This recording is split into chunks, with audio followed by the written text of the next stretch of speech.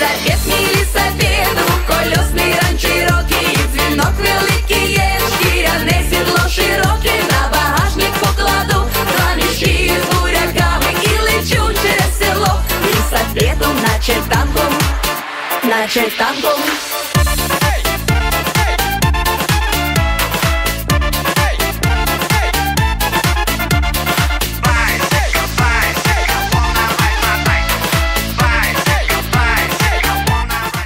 Лісапед, мій лісапед, двокольосний ран Чирокі, дзвінок великий є, шкіряне сідло широке, на багажник покладу два мішки з буряками і лечу через село. Лісапедом, наче танком, наче танком.